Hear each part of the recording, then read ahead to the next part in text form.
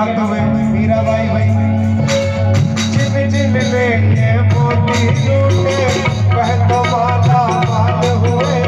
जिन ने ये मोती लूटे वो तो माला माल हुए। धन दौलत के बने पुजारी आखिर वो कंगाल हुए। धन दौलत के बने पुजारी कंगाल हुए। कंगाल कैसे हुए? जब तो हजार के नोट बंद हुए थे तो सब लोगों ने सोचा कि हमारे पास बहुत पैसा है, लेकिन जब छापा पड़ा तो एक भी नहीं मिला, सब कंगाल हो गए। अरे धन दौलत के बने पुजारी आखिर वो कंगाल। धन दौलत के बने पुजारी आखिर वो कंगाल हुए। सोने वालों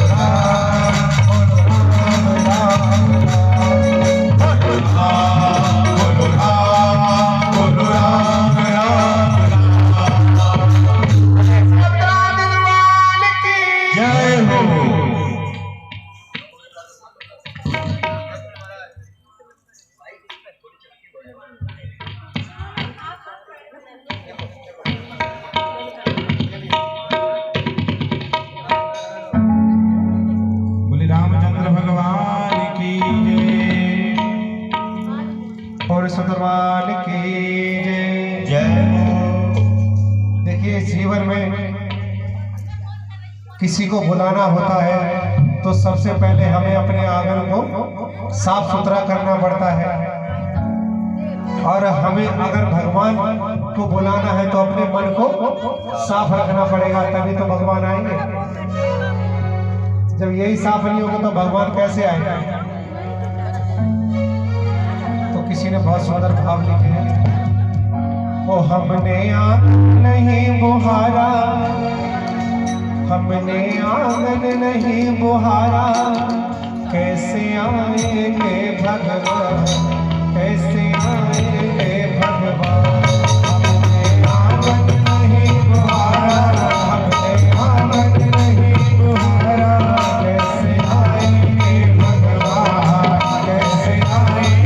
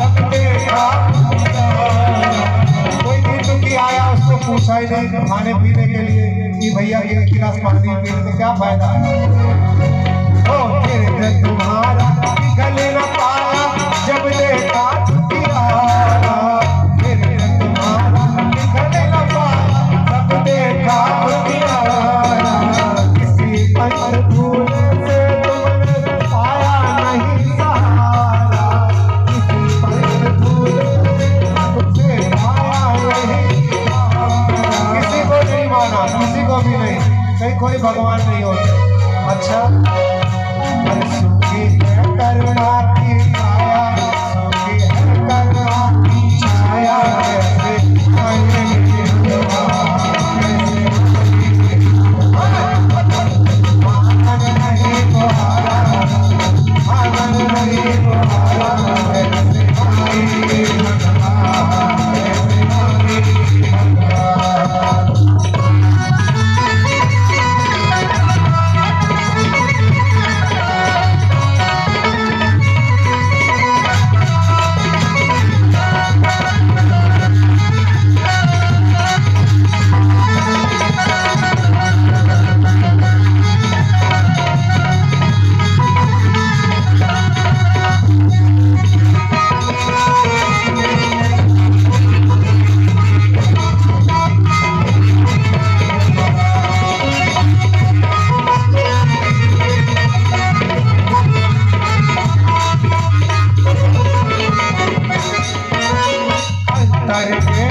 खोल दे तो ईश्वर पास मिलेगा, करके पट खोल दे तो ईश्वर पास मिलेगा।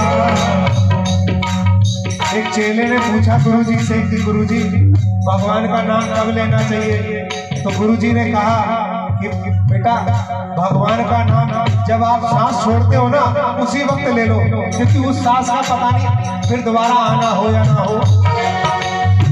करके पट खोल दे लो ईश्वर पास मिलेगा, करके पट खोल दे लो ईश्वर पास मिलेगा। हर प्राणी में ही परमेश्वर का आभास मिलेगा, हर प्राणी में ही परमेश्वर का आभास मिलेगा। सच्चे मन से नहीं पुकारा, सच्चे से नहीं पुकारा, कैसे आएंगे भगवान, कैसे आएंगे भगवान। नहीं पुकारा, सच्चे मन से नहीं पुकारा, कैसे आएंगे भगवान, कैसे आएंगे भगवान।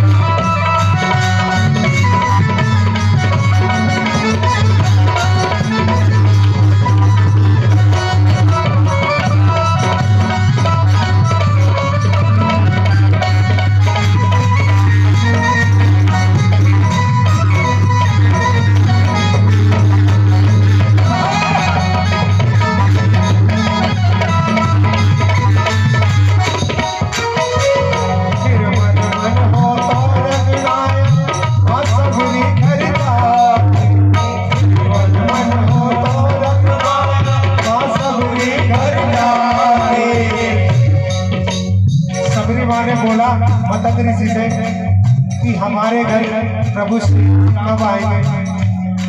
तो उन्होंने कहा कि आपके घर अवश्य आएंगे। और वो इतना सुनकर चली आई और वो डेली फूलों की राह लगाती थी, राह में डेली लगाती थी कि नहीं जाने का वक्त है। और वो डेली प्रतीक्षा करती थी और उन्होंने प्रतीक्षा कितने वर्ष तक की? 10,000 वर्ष तक कि हमारे राम आए, और डेली लगाते हैं। निर्मल मन हो तो निर्मल मन हो शाम सूर्य की बाह पकड़ते साग विदुर घर खाते, शाम सूर्य की बाह पकड़ते साग विदुर घर खाए। जब श्याम सुंदर गए काका जी के घर पर तो वहां पर क्या हुआ? जो विदुरानी थी तो उन्होंने क्या किया? केले फेंक दिए और छिलके दे दिए और भाव में कन्हैया जी ने वही खा लिया। ये भाव होता है मन का। निर्मल मन हो तो रघुनायक सबरी घर जाते, निर्मल मन हो तो रघुनायक सबरी घर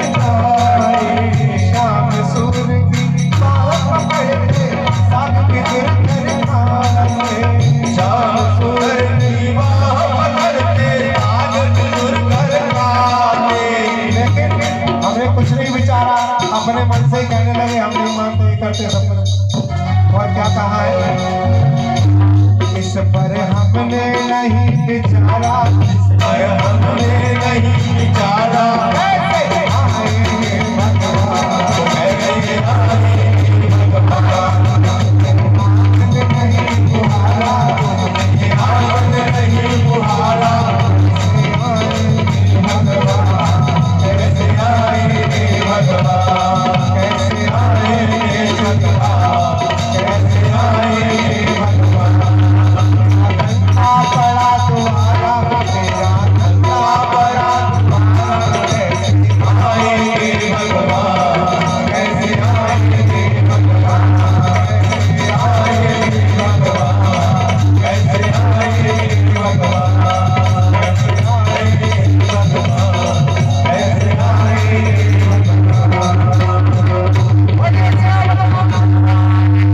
जय हो। ये आप लोग जयकारा नहीं लगाते, सबसे बड़ी बोले श्याम रामचंद्र भगवान की जय हो, बोले हनुमान जी महाराज की जय हो। सुस्त सुस्त बैठ जाते हैं। आइए पुनः श्री राम कथा की अमृत जो ज्ञान गंगा प्रवाह हो रही है उसमें हम सब पुनः प्रवेश करते हैं। माँ पार्वती शंकर जी से कथा सुन रहे हैं और अपने प्रश्नों को एक एक करके उत्तर प्राप्त कर रहे हैं और भगवान की कृपा इतनी अच्छी और इतनी सुंदर प्राप्त हो रही है। क्षीर सागर में भगवान नारायण जी सैया पर विराजमान है, उसी पे भगवान नारद जी को बैठाया। नारद जी ने कहा कि देखो 1 महीने के बाद आने से क्या बेनिफिट है वो हमें प्राप्त हो रहा है। यद्यपि प्रथम ब्रजी शिव राखे भोलेनाथ ने मना किया था, फिर भी मैं इस कथा को सुनाया। नारद जी ने भगवान ने कहा कि अच्छा चलो यहाँ तक तो आप ठीक हो, और अंकरेयो गर्भ तौ भारी, इनके हृदय में गर्भ का पौधा अंकुरित हो गया हो तो भी मैं उसे निकालकर फेंक दूंगा। नारद जी ने भगवान को प्रणाम किया और चल पड़े। भगवान ने 100 योजन का नगर अपनी माया से बना दिया, जिसका नाम रखा श्रीपुर था, वैकुंठ के जैसे। वह नगर इतना सुंदर था, इतना अद्भुत था कि साक्षात भगवान विष्णु भगवान नारायण वहां विराजमान है। ऐसा भवन का उन्होंने निर्माण कर दिया। सुंदर शोभा थी। उस नगर के राजा का नाम शीलनिधि था। शीलनिधि राजा उस नगर में राज करते थे। उसकी एक कन्या थी जिनका नाम शिव मोहिनी था, और उस नगर की माया ऐसी कि आज ही उसका स्वयंवर हुआ। ऐसा सुशोभित और ऐसा सुंदर वहां का नजारा देखने को हम सबको प्राप्त हो रहा है। आप सोच रहे होंगे कि इतनी जल्दी कैसे हो गया। बोले 3 घंटे का पिक्चर हम लोग देखते हैं संसार में, 3 घंटा का पिक्चर देखते हैं, लेकिन यहाँ तो 3 मिनट में ही भगवान ने अहंकार का पौधा जो अंकुरित हो रहा था, उस अंकुरित पौधे को ही निकालकर फेंक दिया। कुछ ही समय में हम सबके बीच में शिव जी का स्वयंवर होगा, आप सब देखेंगे। शंकर पार्वती का विवाह बड़े ही धूमधाम से हम सब मनाएंगे आज। ऐसा आप सबको प्रतीत होगा कि हम सबके बीच में स्वयं भोलेनाथ प्रकट हुए हैं।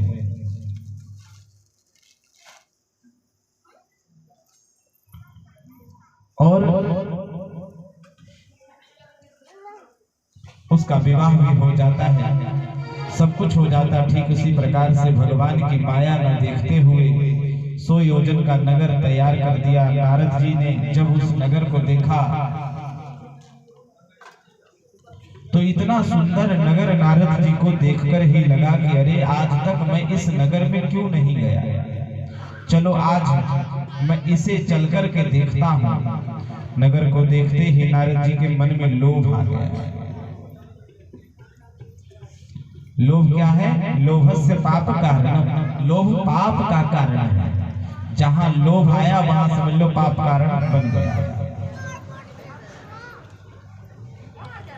अब यह सारे अवगुण नारद बाबा के अंदर आएंगे, सब भगवान की इच्छा से हो रहा है। भगवान ही है, इसलिए सब वही अभिमान करवा रहे हैं कि जैसे तुरंत अपनी कन्या को बुलवा और नारद जी को कन्या का हाथ दिखाया और कहा, कहूँ नाथ गुण दोष सब। नाथ कहिए, इसमें कोई दोष तो नहीं है। क्या आप इस कन्या के हाथ को देख करके बताइए कि क्या है और कैसा है। हे नारद जी बताइए, मेरी कन्या में गुण और दोष क्या क्या है। स्मरण कीजिए, जब नारद जी हिमाचल जी के पास गए थे, तब हिमाचल जी ने कहा था कि कहाँ हूँ सुता के दोष गुण, अगर कोई दोष है तो मुझे बता दीजिए। हिमालय जी ने कहा था कि मेरी पुत्री के दोष पहले बताना और गुण बाद में बताना। आज के माँ बाप ऐसे नहीं है, पहले कहते हैं पॉजिटिव बातें बता दो, अच्छाई पहले, मीठा शरबत पहले दे दो, फिर उसके बाद करेले के जूस भी दे दोगे तो चलेगा। लेकिन उस समय देखिए हिमाचल जी कह रहे हैं कि पहले अवगुण बताना, क्योंकि यहाँ माया का उद्देश्य तो नारद जी को मोहित करना है। इसलिए राजा शील निधि कन्या के गुण पहले बताने को कहते हैं। नारद जी ने जैसे ही श्री देवी का दर्शन किया, नारद जी मोहित हो गए और बड़े देर तक वे उस कन्या को देखते ही रहे। साक्षात भगवान की माया ही तो विश्व मोहिनी के रूप में आई। नारद जी ने भगवान की माया से मोहित हो गए और बड़ी देर तक विश्व मोहिनी को निहारते रहे। शील निधि ने कहा कि महाराज आप क्या देख रहे हैं, आप तो हाथ देखकर कुछ बताने वाले थे। अब नारद जी सोच में पड़ गए। शील निधि ने कहा महाराज हाथ की रेखा देखने के लिए कहा, जरा मेरी बालिका के हाथ की रेखा देखकर बताइए इसको कैसा पति मिलेगा, इसका घर वर कैसा मिलेगा।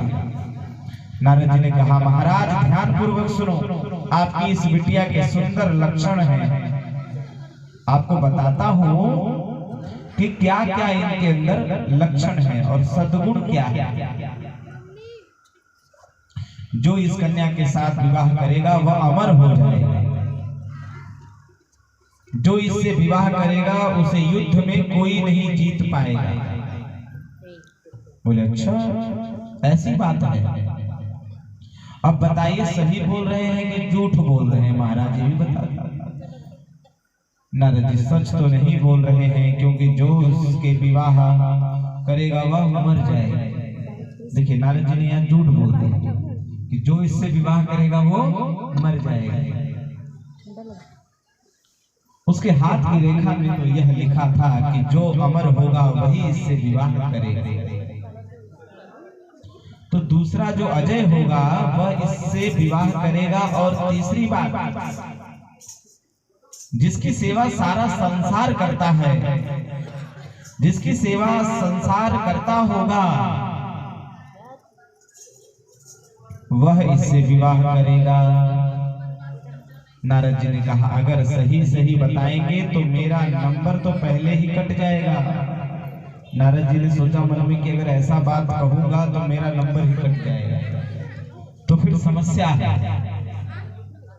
इसलिए नारद जी ने बातों को घुमा करके उल्टा बोल दिया।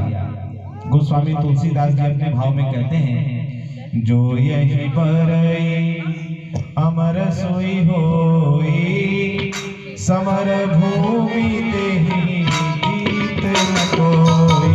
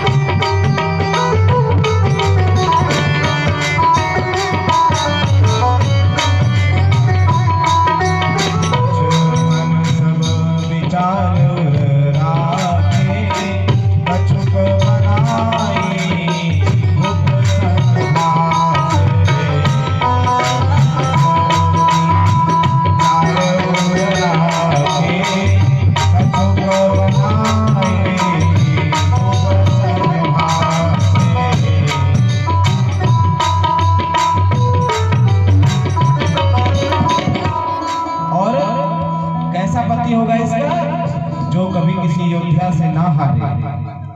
लेकिन नारद जी ने यहाँ अपना नंबर लगा करके सारी बातों को उलट पलट कर दिया। नारद जी ने कहा कि आज राजा से झूठ कह दिया और तुरंत वहां से दौड़ पड़े और सोचने लगे कैसे करूं, क्या करूं कि इस राजकुमारी से मेरा विवाह हो जाए, क्योंकि भगवान की माया है। कुछ समझ में नहीं आ रहा है नारद जी को। नारद जी चिंतित व्यवस्था में अपनी व्यवस्था बनाने में लगे हुए हैं। लक्षण सब विचार और राखे, कछुक बनाए भूप सन भासे। देखो, जो सच्चे संत होते हैं जब उनका पतन होता है न तो भगवान आकर उनकी रक्षा स्वयं करते हैं, और जो मायावी संत होते हैं जब उनका पतन होता है तो उनके लिए और हवा चला देते हैं। इसलिए संत को सरल हृदय के साथ साथ समाज सुधारक होना चाहिए। साधु वही है जो समाज को सुधारने की बात है। मान लो हम लोग यहाँ कोई संत जी आ जाए और कहें जरा हाथ देखना, और हाथ देखने के उपरांत अगर इस प्रकार की बात होगी तो कैसे काम चलेगा? फिर तो काम कम लठ ज्यादा चलेगा। ठीक उसी प्रकार से भगवान की माया देखो। विश्व मोहिनी को देख करके नारद जी अपने मन में उत्कंठा को उत्पन्न कर लिए, जो उचित नहीं है। कहते हैं जब जिसके संत का भेष बनाया वह संसार का एक न एक दिन अवश्य प्रकट हो गया। अगर किसी ने सत्य में संत का भेष बनाया, संत साधुता के परिवेश में चला गया, तो वह एक दिन दोबारा जरूर आएगा।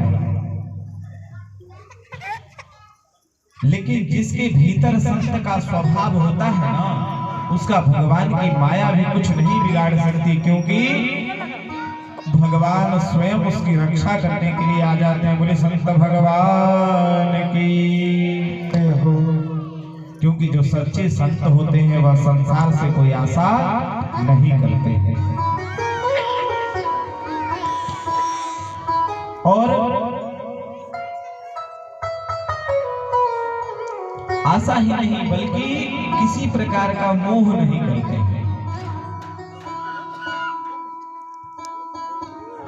वैसे संत का दर्शन करना ही बहुत अच्छा होता है।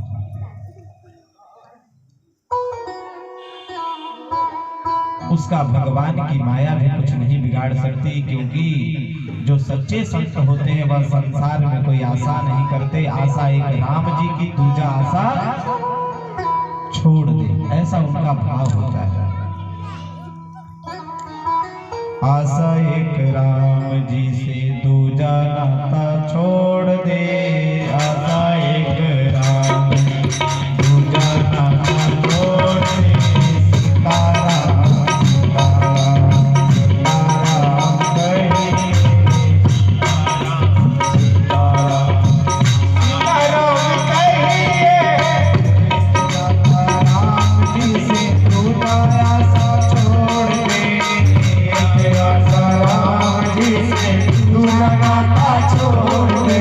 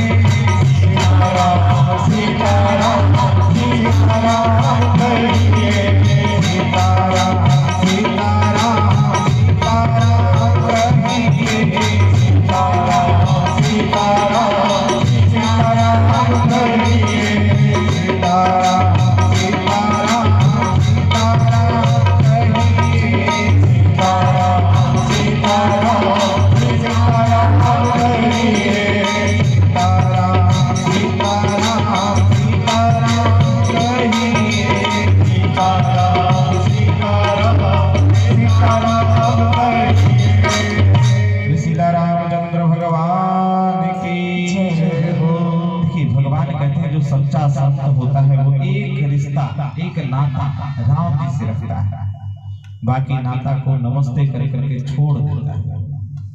ये संत के लक्षण है। और आज नारद जी सोच रहे हैं कि वह स्त्री उन्हें किस प्रकार मिले। तभी नारद जी को ध्यान आया कि मोरे हित हरि सब नहीं को, मेरे हित करने वाला परमात्मा के सिवा और कोई नहीं है। नारद जी यद्यपि रोगी हैं किंतु वे जानते हैं कि संसार उनका हित नहीं कर सकता। संसार से कामना करोगे तो कोई परिणाम नहीं मिलेगा। अगर नारद जी चाहते तो कामदेव से भी सुंदरता ले सकते थे, लेकिन नारद जी महाराज ने हम सबको एक बड़ी सुंदर शिक्षा दी है। तो नारद जी महाराज संसार से कामना नहीं कर रहे हैं। कामना कहां कर रहे हैं? मोरे हित हरि सम नहीं को, मेरा हित करने वाला परमात्मा के समान कोई नहीं है। यह भगवान और भावना देखकर भगवान प्रसन्न हो गए। क्योंकि देखिए मांगा उसी से जाता है, कहते हैं मांगे उसी से जो दे दे खुशी से, जो कहे न किसी से। तो ये चीज होना चाहिए जीवन में। और कभी कभी शास्त्र की पद्धति ये भी कहती है बिन मांगे मोती मिले, मिले न मांगे भीख। लेकिन भगवान की जो माया है ना वो बड़ा अद्भुत है। धन्य हो नारद, तुम्हें रोग है और तुम्हें इलाज का भी पता है। तुम जानते हो कि तुम्हारा इलाज कैसे संभव है। धन्य हो तो ऐसा भगवान कह रहे हैं। यहाँ नारद जी सोच रहे हैं कि जब तक मैं भगवान के पास जाऊंगा, अपनी बातों को बताऊंगा, तब तक इस कन्या का दूसरा विवाह ना हो जाए। देखिए विवाह की बड़ी चिंता होती है लोगों को।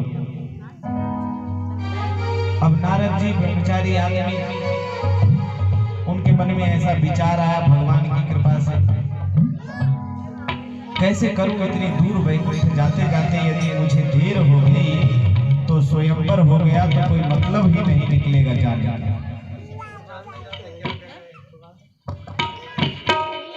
हो मेरी नाव लगइयो पार, हो पार शिव शंकर भोले भंडार। मेरी नाव लगइयो पार, हो पार शिव शंकर भोले भंडार। मेरी नाव लगइयो पार, हो पार शिव शंकर भोले भंडार। शिव शंकर भोले भंडार, शिव शंकर भोले भंडार, शिव शंकर भोले भंडार, शिव शंकर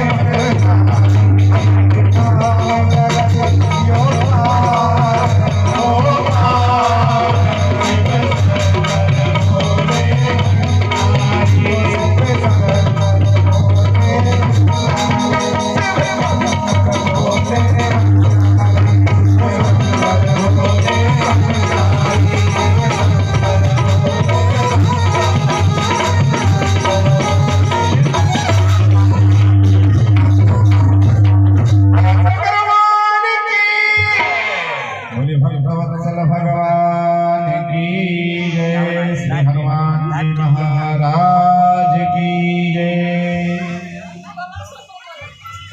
नारद जी के पास साक्षात नारायण भगवान प्रकट हो गए।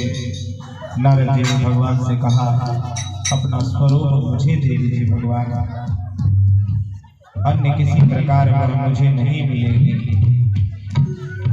भगवान भी समझ गए कोई प्रसंग ना कोई संदर्भ, सीधे अपना रूप मुझे दे दीजिए। वाह, नारद जी डायरेक्ट जब नारायण भगवान को देखे तो कहते, भगवान अपना रूप हमें दे दीजिए। भगवान भी सोचे कि भाई आज क्या बात है, ना नारायण नारायण हुआ, डायरेक्ट आते कह रहे अपना रूप हमें दे दीजिए। ये तो आश्चर्य की बात है। अन्य किसी प्रकार मुझे नहीं मिलेगी, क्या नहीं मिलेगा? नारद जी पूरी बात तो बताओ, आखिर हमारा रूप आप क्यों लेना चाहते हैं? अब नारद जी चिंतित हो रहे हैं कि मैं क्या बताऊं कि मैं एक कन्या के साथ विवाह करना चाहता हूं, इसलिए मैं भगवान नारायण का रूप लेना चाहता हूं। नारद जी ने कहा, बात बाद में बताएंगे महाराज, पहले रूप तो दे दीजिए, पहले हमारा काम हो जाएगा, विलंब ना हो जाए, नहीं तो कन्या छूट जाएगी, क्या फायदा होगा। भगवान ने कहा, देखो ये हमारा रूप है और हमारे रूप से लेके कहीं तुम अर्थ का अनर्थ ना कर दो भैया। नारद जी बोले, नहीं महाराज मैं बता दूंगा, अभी अपना रूप मुझे दे दीजिए, विवाह करना है मुझे, ठीक है, इसके अलावा और कुछ नहीं पूछिएगा। भगवान ने कहा, वाह, नारद बाबा विवाह करेंगे? विवाह में किसी दूसरी की गाड़ी मांगते सुना था, किसी की मोटरसाइकिल मांगते सुना था, लेकिन किसी का रूप मांगते तो हमने पहली बार सुना। आप लोगों ने सुना कभी ऐसा कि कोई व्यक्ति कहे, आप अपना रूप हमें दे दीजिए, मैं विवाह करने जा रहा हूं, विवाह करके आऊंगा? ऐसी उपस्थिति नारद जी के साथ बन गई। मेरे रूप के आधार पर तुम विवाह करोगे तो समर्पण तो मेरे प्रति ही माना जाएगा। तुम विवाह कर लोगे मेरे रूप को, और मेरे रूप के बाद तुम्हारा रूप जब बदल जाएगा तो फिर क्या होगा भैया? इसलिए भगवान ने कहा कि जाओ, अब मैं तुम्हारा वह करूंगा कार्य जिससे तुम्हारा परम हित के नाम पर उन्होंने नारद को सुंदर से बंदर बना दिया।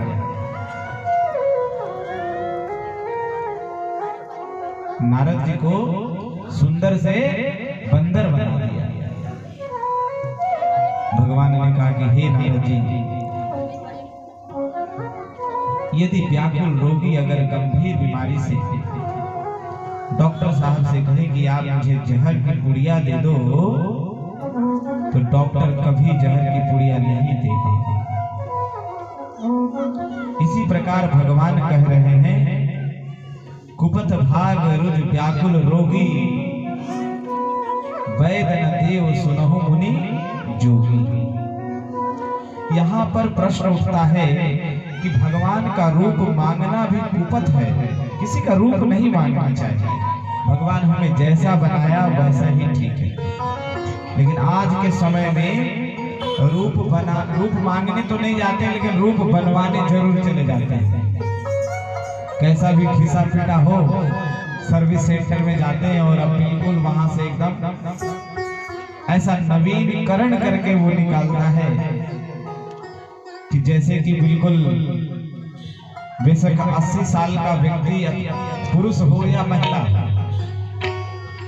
पुरुष तो कम महिला ज्यादा जाते हैं, तो वहां से सर्विस सेंटर से आने के बाद बिल्कुल पहचान भी नहीं सकता, ऐसा स्वरूप मिल जाता है। लेकिन फिर अगर कोई समझदार इंसान हो तो बोल दे कि जाओ जरा एक बार कुल्ला करके आओ, फिर देखो आप। ऐसी उपस्थिति में भगवान कहते हैं रूप किसी का नहीं मानना चाहिए। आप अनुरूप देहु प्रभु मोही, और भगवान कह रहे हैं कि कुपत माग रूप व्याकुल रोगी। तुम रोगी नहीं हो फिर भी रोगी बनना चाहते हो, तो क्या भगवान का रूप मांगना कुपत है? भगवान का रूप मुक्ति के लिए है। भगवान का रूप अगर मांगना है तो भगवान का रूप मुक्ति के लिए मांगो तो आपको जरूर प्राप्त होगा। मृत्यु के समय कोई भगवान के स्वरूप का वर्णन करे तो कहते हैं कि उसको वैकुंठ प्राप्त हो जाता है। और नारद जी तो रूप ही मांगने चाहिए, तब उसे भगवान का स्वरूप प्राप्त होता है। किंतु नारद जी तो भगवान का रूप से रूप विवाह के बंधन के लिए मांग रहे हैं, और ऐसा नारायण कभी नहीं कर सकते। इसलिए भगवान ने नारद जी को कहा कि बाबा यह तो कुपथ्य है। भगवान कह रहे हैं नारद जी, मैं तो वह करूंगा जिसके आपका परम हित हो, नारद जी का हित हो। हित करने के लिए भगवान ने नारद जी को सुंदर से बंदर बना दिया। नारद जी जब सभा में आए तो उनको लगा कि मैं तो सबसे सुंदर हूं, नारायण का स्वरूप मिल गया मुझे, अब मुझे किस बात की चिंता, मैं बड़ा सुंदर हूं, मैं नारायण से भी सुंदर हूं, संसार में कोई मेरे जैसा सुंदर है ही नहीं। अतः जैसे ही राजकुमारी मुझे देखेगी मेरे पास आकर सीधे मुझे जयमाला पहना देगी। इधर भगवान शिव ने अपने 2 गणों को संवाददाता बनाकर भेज दिया और कहा कि पल पल की खबर मुझे सुनाते रहना, मेरे आशीर्वाद से तुम्हें संपूर्ण रहस्य का ज्ञान हो जाएगा। देखो तो भगवान इनका इलाज कैसे करते हैं। ये सब शंकर जी की माया से हो रहा है। रहे तहां तू ये रुद्र गण ते जानहि सब भेरी। भगवान की करुणा तो देखिए, नारद जी के स्वरूप तो बंदर के जैसा बना दिया, लेकिन यह ज्ञान केवल रुद्र गणों और विश्व मोहिनी को है। बाकी सब ने नारद जी को नारद जी के ही रूप में देखा। ये चीज केवल 2 रुद्रगण जो शंकर जी ने रुद्रगण भेजे वो, और शैलजा जिनके साथ विवाह करने की जिज्ञासा नारद जी ने बनाया, उनको केवल तीनों लोगों को भगवान यानी कि नारद जी को सुंदर का बंदर रूप दिखेगा। बाकी सबको नारद जी का जैसे है नारद जी वैसे ही दिखेगा। नारायण से सुंदर कोई संसार में ऐसा नहीं है, ऐसा उन्होंने विचार कर वो चले सभा में। नारद जाने सबहि सिरो नावा, सबने नारद जी को नमस्कार किया, क्योंकि नारद जी संत हैं। जैसे ही नारद जी को सभा में प्रवेश हुआ वैसे ही दोनों रुद्रगण उनके आसपास आकर के बैठ गए और उनकी प्रशंसा करने लगे। अरे महाराज क्या सुंदर लग रहे हैं आप, क्या आपके नेत्र हैं, अद्भुत नेत्र आपके, अद्भुत गुणों को हमें प्रसन्नता के साथ दिखाई दे रहा है। बिल्कुल कुमार गंधर्व के जैसे चमाचम लग रहे हैं आप। आपको देख करके तो कोई भी मोहित हो जाएगा। महाराज जब नारद जी ऐसी अटपटी वाणी सुनते हैं तो आश्चर्य तो उन्हें भी होता है, किंतु सोचते हैं कि अब तक मैं इतना सुंदर था नहीं, आज हरि की रूप मिला है तो हो सकता है मैं इतना ही सुंदर लग रहा हूं। किंतु कन्या ने जैसे ही नारद जी को देखा, मरकट वदन भयंकर देहि, देखत हृदय क्रोध भाते ही। बंदर के रूप में नारद जी को देखते ही कन्या को भयंकर क्रोध आया, और जिस पंक्ति में नारद जी बैठे थे उस पंक्ति की ओर कन्या ने भूल कर भी दृष्टिपात तक नहीं किया। यानी कि शैलजा जो थी वो देखा तक नहीं उस लाइन को जिधर नारद जी बैठे हुए थे। जे ही दिस बैठे नारद फूली, सो दिसते ही न बिलो की भूली। भूल से भी उधर नहीं देखा मां पार्वती। शंकर जी और पार्वती जी की व्यवस्था जो है वो देख रहे हैं। लेकिन देखो, कहा गया है कि जो कभी भी जिस डॉक्टर के पास राय लेने जाओ, अगर वो राय के अलावा कोई राय दे तो उस राय को मत मानो।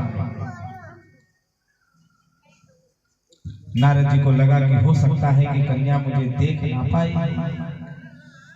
यदि देख लेती तो सीधे आकर मेरे गले में बर माला डाल देती।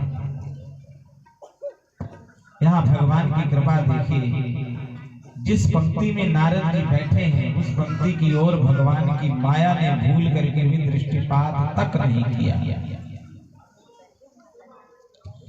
इसका आशय यह है कि जिस पंक्ति में भगवान कृपा प्राप्त कोई संत बैठ जाता है तो माया की हिम्मत नहीं होती कि उस पंक्ति को बिना देखे कोई चला जाए। और उधर दृष्टिपात भी नहीं किया। अर्थात एक सच्चा संत तो माया की दृष्टि से बच ही जाता है, वरना वह अपने सानिध्य में रह रहे जीवों को भी माया की कुदृष्टि से बचा लेता है। इतने में भगवान सुंदर राजा का भेष बनाकर वहां प्रकट हो गए और राजकुमारी ने हर्षित होकर उनके गले में जयमाला पहना दिया। बोले लक्ष्मी नारायण भगवान की जय। हम सब भोलेनाथ और मां पार्वती का विवाह देखेंगे। हम सब के बीच में कुछ ही समय में भोले शंकर जी और मां पार्वती सुंदर स्वरूप में विराजमान होंगे और उनका विवाह होगा। हम सब इस विवाह के साक्षी बनेंगे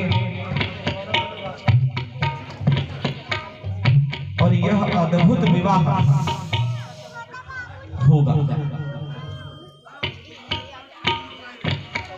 लक्ष्मी नारायण भगवान लक्ष्मी जी के लेकर अंतर ध्यान हो गए और राजाओं को संपूर्ण समाज निराश हो गया। मोह के कारण नारद जी की बुद्धि नष्ट हो गई और वे अत्यंत व्याकुल हो गए। इतने में रुद्र गणों,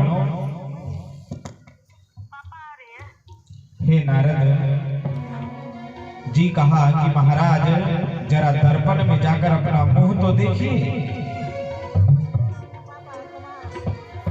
कितने सुंदर लग रहे हैं आप। जरा आपको भी तो पता चले कि ये जो आपने स्वरूप बनाया है वो कैसे लग रहा है। ऐसा कह करके वे दोनों रुद्रगण भागने लगे। अब नारद जी को लगा कि दाल में कुछ काला जरूर है, क्योंकि ये दो लोग कह करके चले गए। क्या मैं इतना सुंदर लग रहा हूं कि मुझे शीशा देखना पड़ेगा, दर्पण।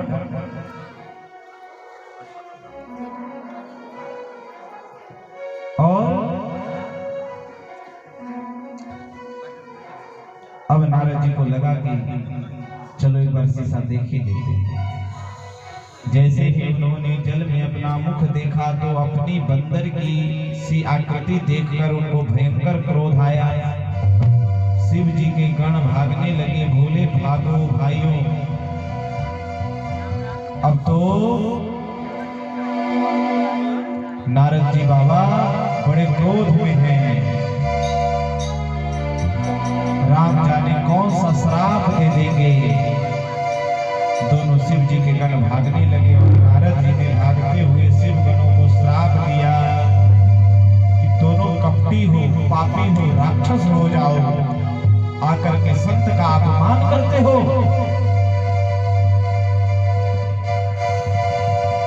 एक ने कहा चलो नारद जी से माफी मांगते हैं, तो दूसरे ने कहा अरे प्रणाम न करो, नहीं तो 2-4 श्राप अभी और दे देंगे। इतने नारद जी से डरते थे। अभी भी हम सबके बीच में संत महात्मा आते तो बड़े डर करके जाना होता है कि कहीं महाराज जी श्राप न दे दें।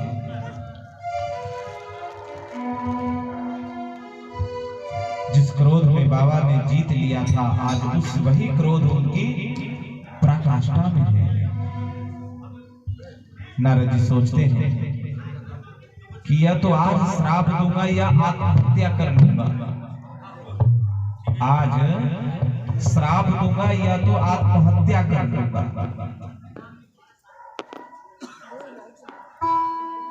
अब बात समझ में नहीं आ रही है कि क्या किया जाए और क्या न किया जाए।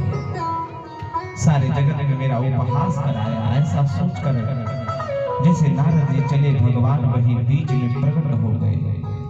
और आनंद की बात देखिए, राजकुमारी साक्षात भगवान की माया तो ही प्रकट थी। यहाँ नारद जी को श्राप देने की जल्दी थी, यह तो समझ में आता है, परंतु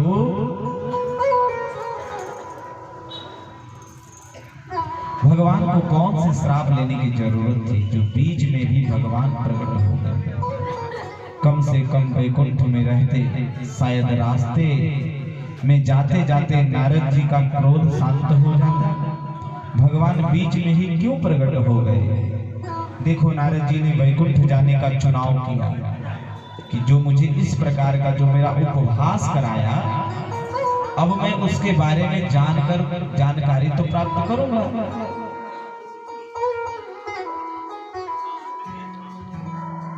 असल में वह रास्ता वैकुंठ में जाता ही नहीं है। नारद जी क्रोध के रास्ते पर जा रहे हैं, और क्रोध कहाँ ले जाता है? क्रोध हमें कभी सही रास्ते पे नहीं ले जाता। क्रोध हमें हमेशा गलत रास्ते पर ही ले जाता है। इसलिए जीवन में क्रोध नहीं करना चाहिए।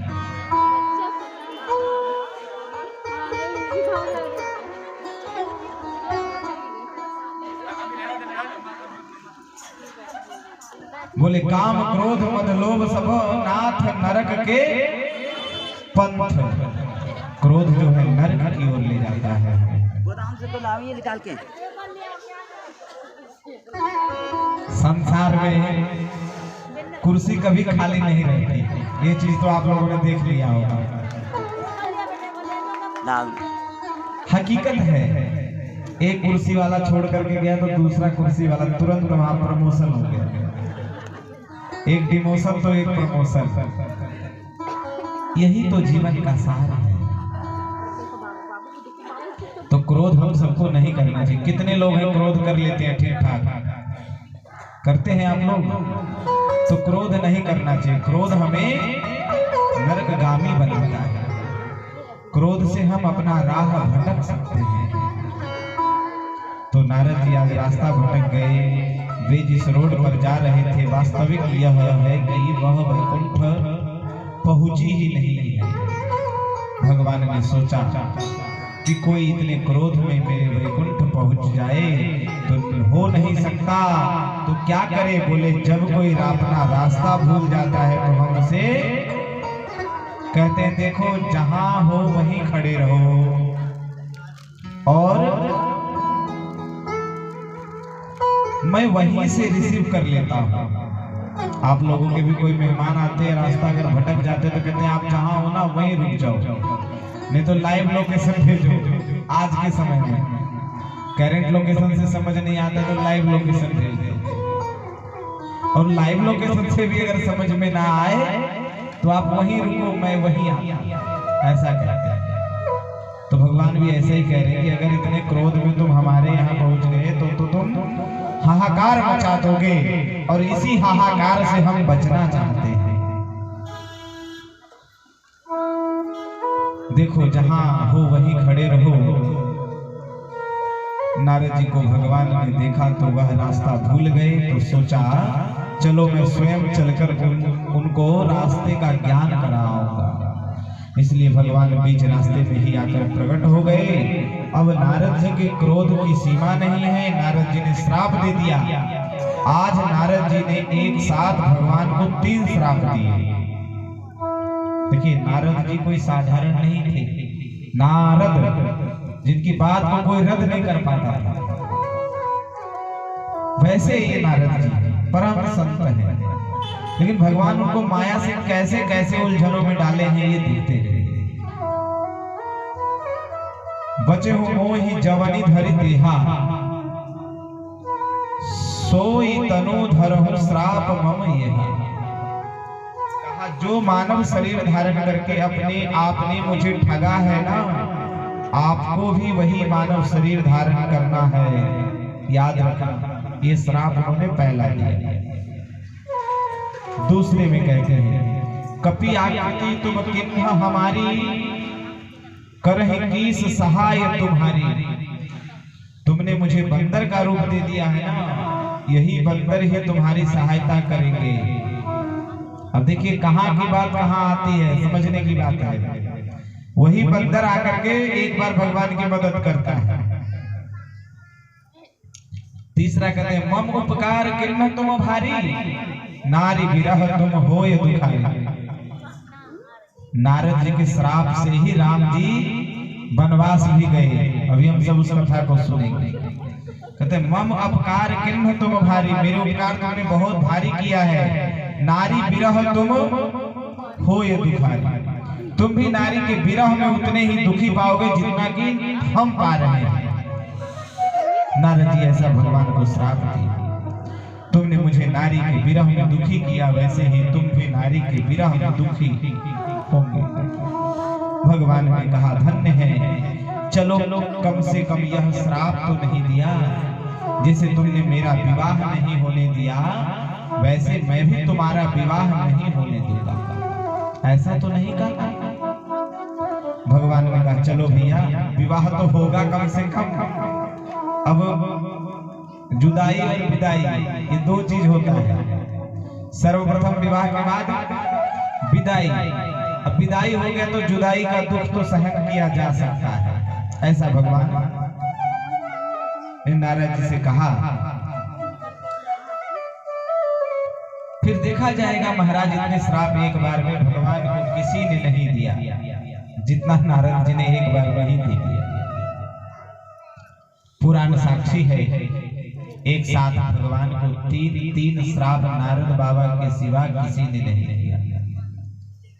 आस्था है और खूब फटकार भी लगाए, श्राप ही नहीं दिया।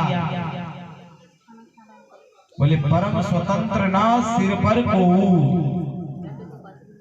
बोले महाराज परम स्वतंत्र सिर पर कोई नहीं है, जो मर्जी आए वही करते हो। समुद्र मंथन करवाया, चलो जैसा आपने किया वो आपकी इच्छा।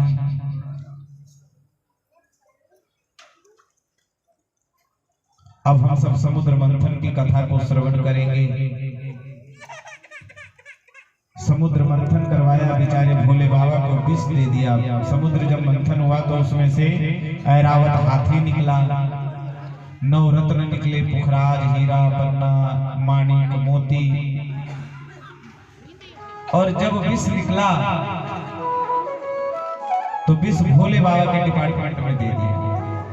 वही विष का पान भोले बाबा ने पान किया और जो कंठ में रखा, जिसे नीलकंठ भगवान कहलाते हैं। बोले नीलकंठ महाराज की जय। अमृत पिलाया।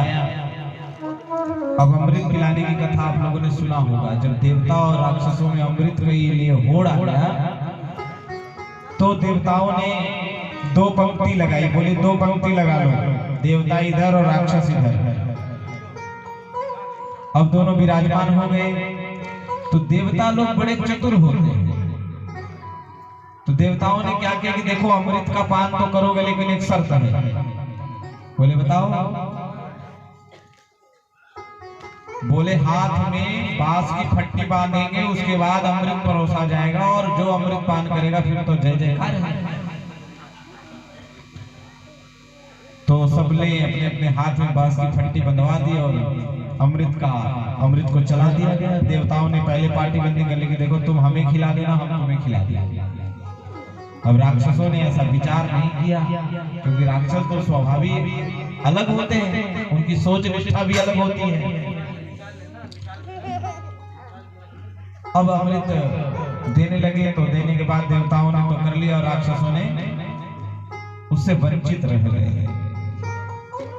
उसी में राहु नामक जो राक्षस था वो बड़ा ही वेशधारी था।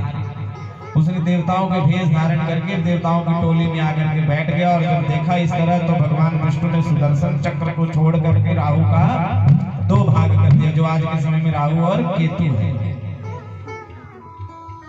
तो इस तरह का अमृत पान सबने किया। लक्ष्मी जी को भी ले लिया। आपका सदा कपट व्यवहार है, भगवान सब सुन रहे थे। मानो श्राप शीश पर धरकर कह रहे हैं, बाबा देखो, तुम कहते हो कि मैं परम स्वतंत्र हूं, लेकिन देखो मैं तुम्हारे श्राप को आज अपने शीश पर धारण करता हूं। तुम जैसे संत तो मेरे शीश पर बैठते हैं और परम स्वतंत्र नहीं हूं। भगवान ने कहा मैं अपने भक्तों के आधीन हूं। फिर भगवान ने क्या किया? अपनी माया को दूर कर दिया। नारद जी को लगा, अरे यह क्या हो गया? नीचे देखा तो 100 योजन का नगर अब नहीं है, क्योंकि वो नगर किसने बनाया था? भोलेनाथ ने बनाया था, केवल नारद जी की परीक्षा की। अब वो नगर गायब हो गया, बिल्कुल जादूगरी हो गई।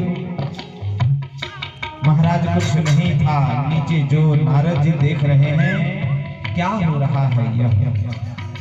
राजकुमारी भी गायब हो रही है, केवल भगवान नारायण खड़े खड़े मुस्कुरा रहे हैं। नारद बाबा चारों ओर देख रहे हैं। तब नारद जी को लगा, अरे राम, मुझसे तो बहुत भारी अपराध हो गया। इस अपराध को मैं कैसे क्षमा कर पाऊंगा? मैंने साक्षात भगवान को श्राप दे दिया। भगवान के चरणों में नारद जी गिर पड़े। अब देखिए, उनको पता लगा कि ये जो 100 योजन दूरी बनाया, वो केवल भोलेनाथ ने नारद जी की परीक्षा के लिए बनाया। और जब उन्हें इन सभी चीजों से बाहर निकले तो उन्हें कुछ दिखाई नहीं दिया। अब वो सोचे कि भाई अब क्या हो गया? तब उन्होंने भगवान लक्ष्मी नारायण के चरणों में प्रणाम करते हैं। भगवान के चरणों में नारद जी गिर पड़े और कहने लगे कि हे प्रभु, मेरा श्राप झूठा हो जाए, मृषा होए मम श्राप कृपाला। हमने जो श्राप दिया है वो झूठ साबित हो। लेकिन देखिए, कहा गया है कि मुंह से निकली वाणी और बंदूक से निकली गोली ये कभी वापस नहीं आती। अब किसी को गोली लग जाए और भैया गोली जरा वापस आ जाए, संभव है? तब तक तो उसका जय जय सिया राम हो जाएगा। आइए एक सुंदर सा भजन हम सब सुनेंगे। साक्षात सरस्वती के वरद पुत्री के स्वरूप में हम सबके मध्य विराजमान हैं।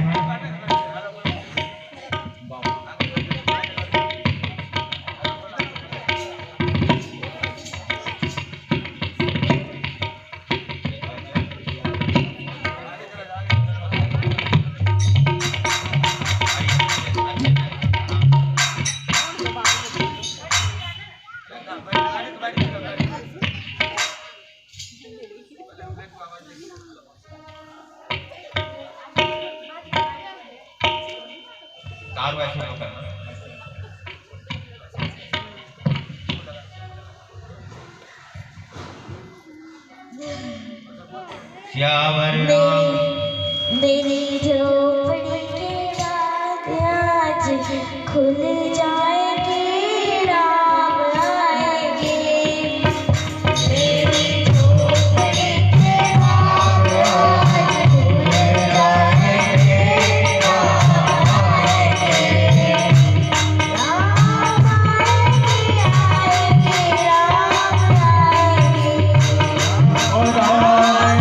आएंगे, आएंगे, राम आएंगे। मेरी झोपड़ी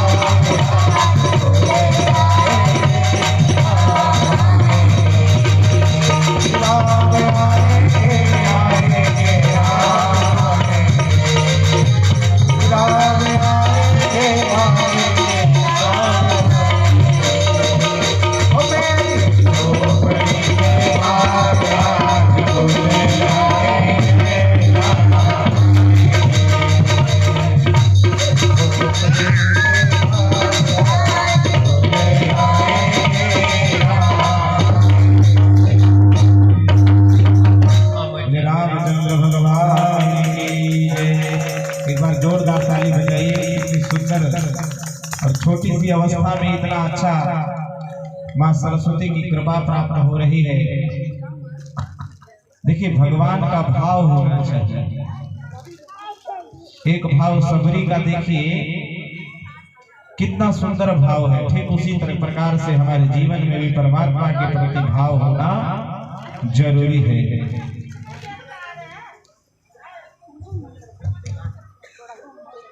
अब हम सब शंकर पार्वती का विवाह देखने के लिए उत्साहित हो रहे हैं। कुछ ही समय शेष बचा हुआ है, क्योंकि देखिए स्वयंवर बाराती आने में टाइम लगता है ना, और ऐसे खतरनाक बाराती आपने आज तक नहीं देखा होगा। कुछ ही समय में चल चुकी है बारात। भोलेनाथ भगवान अपने साथी संगति के साथ हम सबके बीच में पधार रहे हैं। मम इच्छा, भगवान आपको अपनी इच्छा बना लेते हैं, यह भगवान की कृपा है। भगवान ने कह दिया यह सब मेरी इच्छा से हुआ, मैं तुम्हारे अभिमान को मिटाना चाहता हूँ। देखिए भगवान कितने दयालु हैं। नारद जी को अभिमान था कि मैं काम को जीत लिया, मोह को जीत लिया, लोभ को जीत लिया। तो भगवान कहते हैं कि अभिमान जो है ना अच्छी बात नहीं है। तो भगवान ने कितनी अच्छी रचना करके उनकी सभी जीत को हार में बदल दिया। ऐसे होते हैं, इसलिए यह लीला की जाए भगवान। लेकिन जो श्राप निकल गया वो निकल गया। नारद जी ने जो कहते हुए रद्द कैसे होगा। तो हम सब इसी प्रकार से जपहु जाय शंकर संत नामा। भगवान शंकर जी की माया, लक्ष्मी नारायण की कृपा, क्योंकि तुमने जिस गुरु का अपमान किया वह त्रिभुवन के गुरु है, और गुरु का अपमान करके कोई सुखी नहीं रह सकता। इसलिए हमने तुम्हारे अभिमान को नष्ट किया है। भोलेनाथ के सतनाम का आश्रय लो, तुम्हें विश्राम मिलेगा। मैं आशीर्वाद देता हूँ, यह माया अब तुम्हारे आसपास कभी नहीं भटकेगी। क्योंकि देखो माया से ही नारद जी ने इस तरह की व्यवस्था बनाई। हाथ देखने गए तो विवाह की जिज्ञासा बन गई। उन्होंने सोचा इससे ज्यादा सुंदर स्त्री तो हमें प्राप्त नहीं होगा। ये सब भगवान की माया है, और भगवान की जो माया है वो अद्भुत माया है।